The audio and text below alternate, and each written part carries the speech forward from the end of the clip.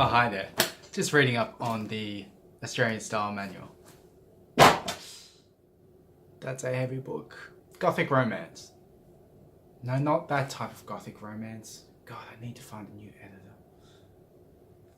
That's much better. In Paweł Frelik's 2014 article, Gothic Videogames, readers are introduced to the argument that spatial storytelling is part of what dictates a text of the Gothic genre.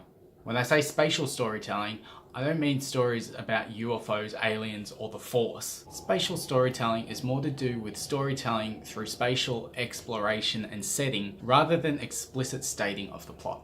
Frelik makes reference to contemporary video games such as Clive Barker's Undying, Fatal Frame, and Amnesia: The Dark Descent, all of which qualify as games of the Gothic genre. But hang on a minute, what exactly defines something as Gothic? In the same article, Frelik quotes Chris Drumm, who suggests that Gothic texts are texts that demonstrate a fearful sense of inheritance in time with a claustrophobic sense of enclosure in space, these two dimensions reinforcing one another to produce an impression of sickening descent into disintegration.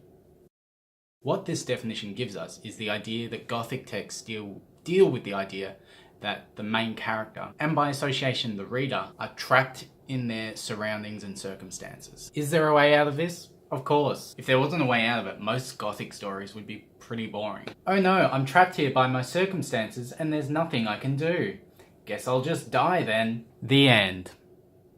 Genres are categories in which we can place text to determine what they have in common with and what differences they have to other texts. As such, tropes are used to help define what genre a text might fit into. A story that focuses on technology would usually fit into the sci-fi genre. Femme fatales usually signal the hard-boiled or film noir. Arnold Schwarzenegger usually signals that we're dealing with an action text. Now I say usually because most texts can fit into multiple genres. I mean, Arnie did Jingle All the Way.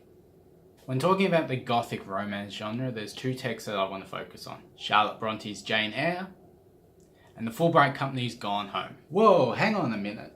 One of those is a video game and one of them is a book. So how can they fit into the same genre? I hear what you're saying, and before you click on another video, just hear me out. While these are quite different mediums, in essence, they're part of the same genre. Let's have a look at what makes them so similar. Both involve a romance story, kinda important when you're talking about Gothic romance. Both involve an old house filled with secrets. Both involve an element of the supernatural. Sounding far more similar than you've originally thought, right?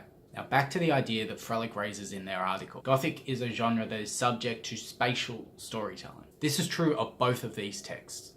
The exploration of the protagonist's space is what helps drive the story. In essence, Gothic stories are about the space around us and how we relate to it. In Jane Eyre, the red room that Jane is imprisoned in gives readers the first taste of something spooky. Before this, we're left wondering what the room might hold and why this is a punishment for Jane. Afterwards, we know exactly why this is the case. Bertha Mason is discovered through exploration of Thornfield, which drives the plot further. Before the revelation of Bertha, readers are left wondering what the real reason behind the mysterious fire was. The teasing of something strange, and perhaps supernatural, is enticing. In Gone Home, the whole house is spooky. There's creaking floorboards, shadowy figures, televisions that turn themselves on, all while a storm rages on outside. There's elements of the supernatural all over the place, including a ritual summoning circle in a hidden room. The exploration in these texts is what helps drive the plot.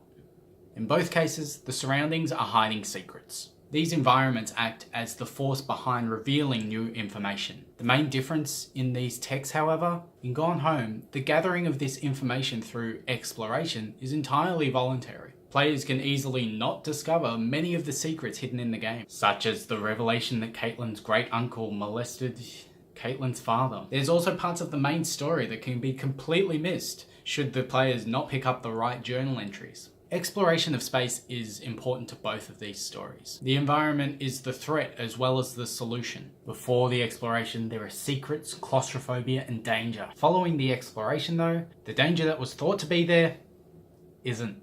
Both Gone Home and Jane Eyre provide a deep understanding of the relationship between people and their spaces around them. Charlotte Brontë and the Fullbright Company have created texts that rely on spatial storytelling to not only drive the plot, but also flesh out the worlds that they have created. As always, thank you for watching.